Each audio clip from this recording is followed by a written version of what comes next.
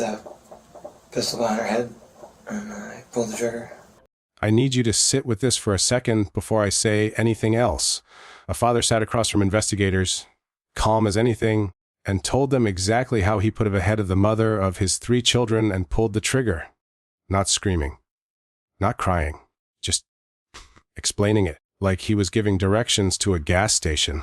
That's where we start today. No warm up, no slow build, because this case doesn't deserve one. You already know the type of story I'm about to tell you. Quiet town. Regular looking guy. Neighbors who probably would have sworn up and down that nothing was wrong. And then it comes out that this same man was walking around for months with bodies in storage totes in his own backyard while his kids slept 20 feet away. You know this pattern. We all know this pattern. And every single time it still manages to shock us. Grants, New Mexico. A small town about 80 miles outside Albuquerque. Not the kind of place that ends up trending for anything, let alone this. That's where 46-year-old Shawn Lannon lived. Divorced, but still tangled up with his ex-wife, 39-year-old Jennifer. They shared 3 kids together, 2 girls and a boy. The oldest was 7. The youngest was 4. Let that sit for a second. 4 years old. Here's the thing, though. This isn't a story about one bad night. This is a story about a man who killed once and then kept killing. Because killing the first time created problems, and every solution he came up with created new problems. And by the end of it, he had confessed to 16 murders. 16. And he says it like it's a math problem he finally worked out. In January of 2021, according to what Shawn told police, he walked in on Jennifer with another man, Justin Mata, 40 years old. Now, Justin and Jennifer's own family has said publicly that the 2 of them were just friends, nothing romantic going on at all. But Shawn's version, the version he gave in that interrogation room, paints a picture of betrayal of drugged children of a night that spiraled into something almost impossible to follow. And here's where I need you to slow down with me for a second, because what he claims happened that night is genuinely disturbing to even repeat. He says he came home to find his children unresponsive. No pulse. He says Jennifer told the kids goodbye like she was planning to end her own life too. Now, I want to be honest with you, because that's what this channel is built on. Reporting afterward clarified that the children had actually just been given something to help them sleep. They were not harmed. They did not die. But in the moment, in Shawn's telling, he believed his kids were gone. And that belief, whether or not it lines up with what actually happened, is what he says pushed him into the other room to work up the will to kill Jennifer. Not proud of that. Not proud of any of this. But you need the full picture, because the full picture is the only way any of this makes sense. And even then, it barely does. He put the gun to the back of her head. I put the pistol behind her head, and I pulled the trigger. He pulled the trigger. Then a few seconds later, he did the same to himself, except the gun didn't go off or something in him stopped. It's not fully clear which. What is clear is that Jennifer Lannon, the mother of 3 small children, was gone, and what Shawn did next is the part that turns your stomach in a completely different way. He didn't call anyone. He didn't run. He got a storage bin. A long one, the kind you'd grab off a shelf at any big box store in America. And over the following day, while presumably still functioning as a parent to 3 young children in that same house, he began the process of putting his ex-wife's body into pieces so it would fit. I had to have a vehicle. And John's boyfriend drove in the truck on the car we had. So I pretty much slid her into a storage bin, a long one. The sheets that were around here, the bedding was in the bag, in the box too. A day later, I had to try to dismember her to put her in containers. It worked. It's awful and traumatic.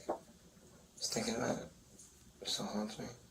I want to pause here because the part that nobody wants to say out loud on camera, but I'm going to say it anyway. There is something about this detail. The ordinary plastic tote, the same kind sitting in probably half of our own garages right now, that makes this case feel closer than it should. That's not an accident of storytelling. That's just what evil looks like when it's dressed in the most boring, everyday objects imaginable. And he wasn't finished. Not even close. A week or so later, Justin Mata came back to the house, apparently believing he was meeting up with Jennifer. Shawn had kept texting from her phone, keeping the illusion alive. Justin walked into that laundry room connected to the garage, and Shawn shot him in the back of the head too. I came to the house. So, alright. In the laundry room, connected to the garage. That's where I killed him. Just before I killed him, he offered up a trade. He wanted to know if he could do a shot of heroin before he took his life. So I said, well, if you find any in the vent. So he literally was looking down in the vent. He didn't see it coming. His stated reason this time involved an accusation that Justin had shown him an inappropriate photo of one of his children.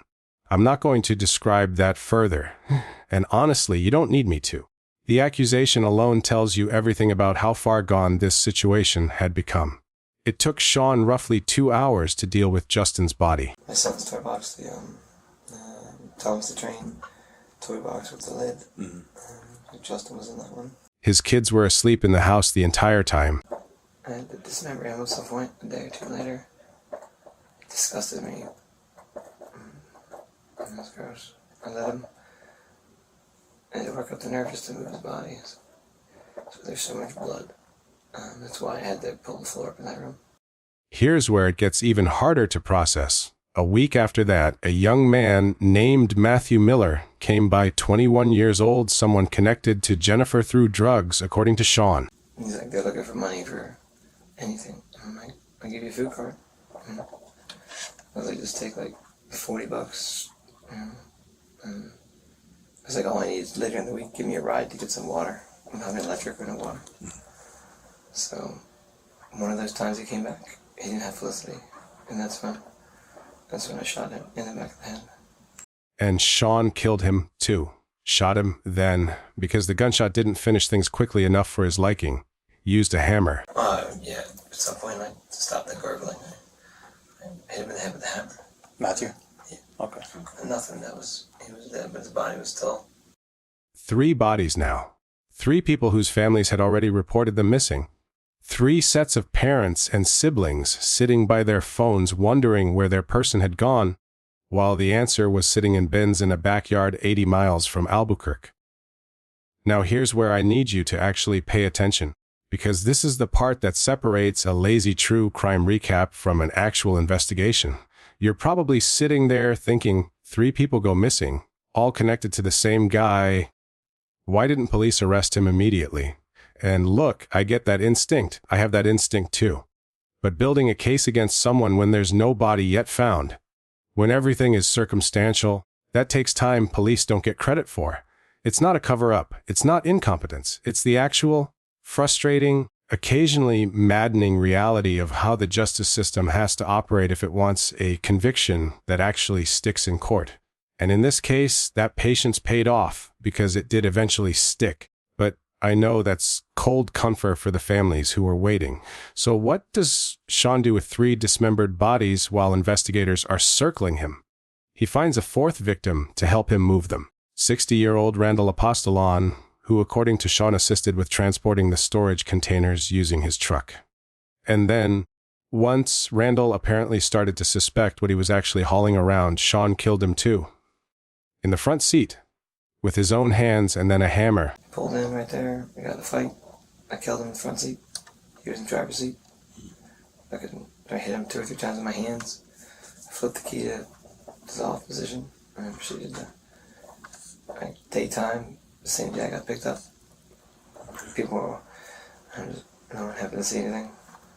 At some point my hand got sore, I hit him with a hammer. Blood was splattered. Came around, I literally got out, cleaned the windows, put something over them, flipped them to the drivers, from the drivers to the passenger. It's pretty disgusting. Huge puddle underneath the truck coming out the side door. Time to clean that up too. Position everything in the back of the truck. And then moved the truck from the back end to the front street right near Gibson. 4 bodies, 1 killer. And he still wasn't done. This is the quiet moment I want to have with you, because I think it matters more than any of the gruesome details. If you're a parent, Or if you've ever loved a kid the way you're supposed to, I want you to think about Shawn's own children in that house, that entire stretch of weeks. Sleeping down the hall while their father did what he did, riding in the front seat of a truck next to storage bins, holding people who had names and families in their own version of a normal Tuesday just weeks before. Those kids didn't choose any of this. They're the only people in this entire story who are completely, unambiguously innocent. And I don't think we talk about them enough when we talk about cases like this one. We get so wrapped up in the killer's confession, in the shock value of the totes and the toy box, that we forget there were 3 small children living inside this nightmare the whole time, with no idea what was actually happening around them. Okay, building back up now, because there's more. Eventually, Shawn decided he needed to get rid of the evidence entirely and get his kids somewhere he considered safe. So he loaded the dismembered remains into a vehicle and drove to Albuquerque International Airport. Left the truck in long-term parking. Flew out with his children the next day like a man going on vacation. So I took them, put them in broad daylight. I took them to the airport the day before. And I positioned them. Just everything was the same. Secured the vehicle, nothing obvious. And then I took I believe it was an Uber. Took it home, right to the Pearl. The next day we flew out. I'm waiting on time. So they would find the bodies at the airport in the box. On March 5th, 2021, the remains were finally discovered in that vehicle. By then, Shawn was already gone. And here's the breadcrumb this case leaves you with, because it never really lets up. Shawn didn't stop once he left New Mexico. Days later, in New Jersey, he killed again. This time the victim was 66 years old, a man Shawn accused of abusing him decades earlier when he was a child. So when I came home, the last thing on my list was the man that molested me as a child, my big brother. Big brothers, big sisters, whatever. Yeah, they got molesters too. I wanted the pictures back. He didn't want to give me the pictures, so I started beating him. He didn't give me the pictures.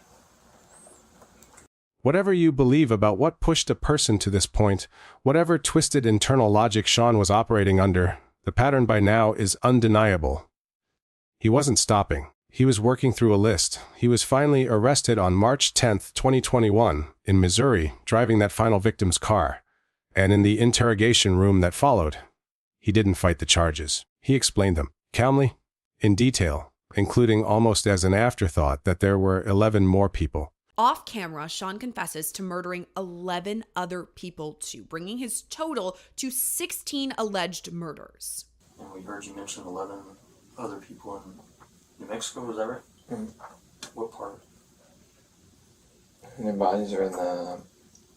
Bodies left near lava tube caves along a stretch of highway in New Mexico, going back roughly 3 years.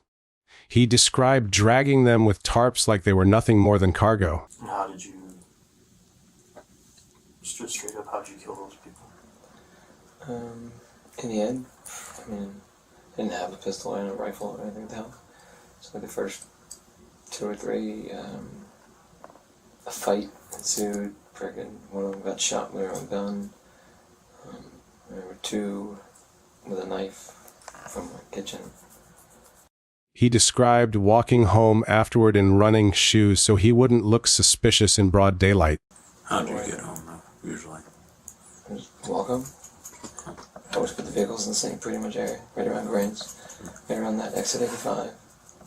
Aren't you worried though? I mean, are you walking along the highway? Are you taking side roads? I mean, aren't you worried about people seeing you walking down from wherever you dropped off the key or dropped off the key? No. I literally, when I popped out of the car, I always have like running sneakers on and like look like I'm supposed to be there. Okay. So I in broad daylight. 11 more. He has never been charged for those. Just confessed to them on camera in a tone so flat it's almost harder to listen to than if he'd been crying. Here's my honest reaction, because I promised you I'd be straight with you on this channel. I've covered a lot of disturbing cases. This one sat with me differently.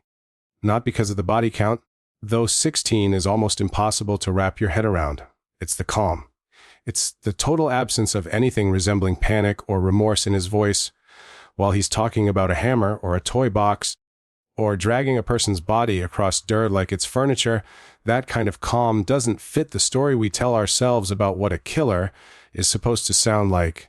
And that gap between what we expect evil to look like and what it actually looked like in that room, that's the thing that stuck with me the most out of this entire case. In the end, Shawn pleaded guilty. October 2022 in New Jersey, 35 years for that murder. Then extradited back to New Mexico, where in May of 2024 he pleaded guilty to the 4 murders there. 4 consecutive 15-year sentences, 60 years stacked on top of the 35 he's already serving. He will very likely die in prison. That part, at least, feels like something close to justice. But here's what I keep coming back to, and here's what I want to leave you with today. 11 people are still out there, somewhere near those lava tubes. Families who have spent years wondering what happened to someone they loved, who may never get the confirmation they deserve because the man who could give it to them has no legal obligation to point out exactly where. He already told us how he did it. He hasn't told us everything about where. So here's my question for you, and I actually want you to answer this in the comments, because this is the part of the case that doesn't have a clean ending. If a confessed killer gives you the method, gives you almost everything except the final locations, do you think prosecutors owe it those 11 families to keep pushing for answers, even with a case that's already been closed on paper? Or once the sentence is locked in, does the system just move on and those families are left holding a confession with no closure attached to it? Tell me what you think this case says about where justice actually ends, and where it just quietly stops being anyone's job to keep looking.